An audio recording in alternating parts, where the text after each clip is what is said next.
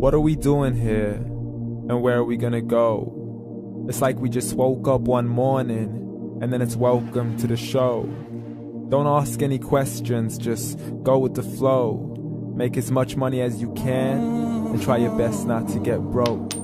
Copy everything you see on the TV, from the hairstyles to the clothes, and don't think too often, just do exactly as you're told. And if you ever get confused, then just turn towards the alcohol. You'll still hear your thoughts, then just turn up the radio as you learn to live a lifestyle of drugs, sex, and rock and roll.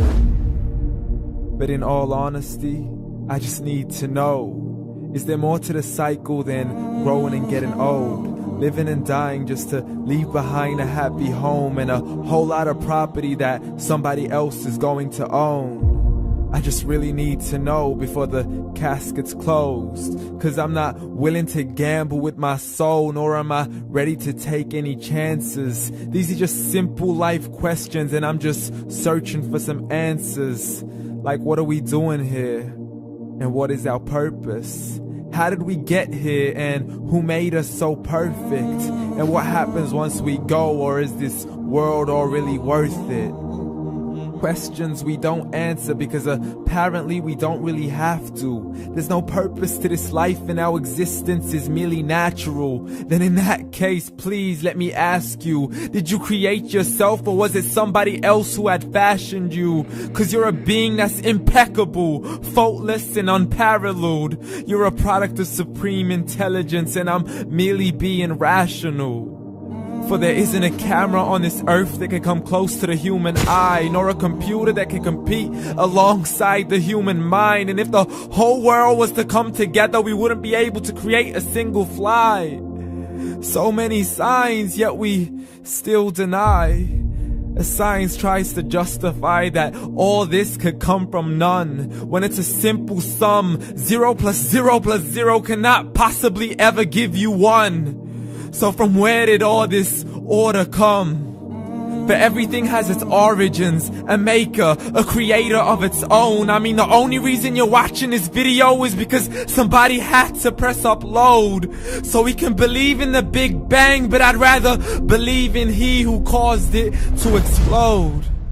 Allah, the creator of everything along with every single soul. The ever-living, the master, the only one who is in control. Unlike his creation, beyond our imagination. And no, he's not a man, nor does he have any partners in association. He's on his own. And no, he did not ever leave us alone. Just like every manufacturer, he left us with an instruction manual. The Quran and Islam, and I'm sorry to jump to conclusions, but it's the only one possible. The only definition of God is the one and only supreme being. It's logical, a book with 0 contradictions, with miracles that are both scientific and historical, all revealed over 1400 years ago.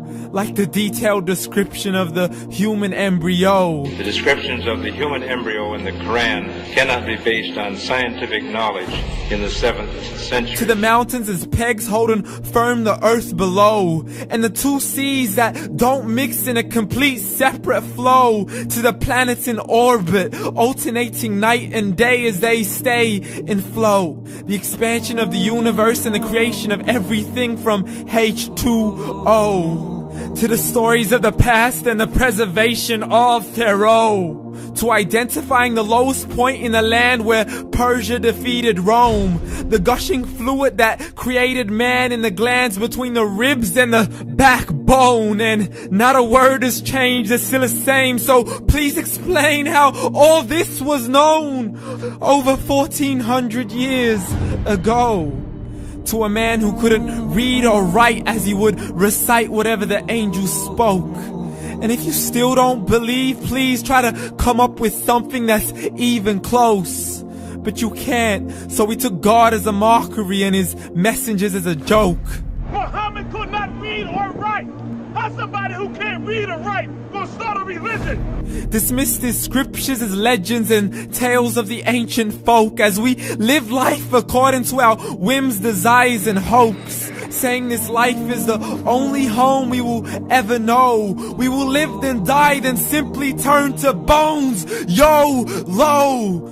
Correction, after the grass dies, the rain arrives and it regrows, and Allah promises to do the same thing to your very soul and bring you back from your very fingertips to your toes, as the all-seeing supreme being watches us so close, and we are surely being tested in our wealth, our health, and our self, and everything that we've been blessed with. So believe, for we will surely be resurrected and be brought back to our Lord and account for every single deed, as He hands us our books and orders us to read.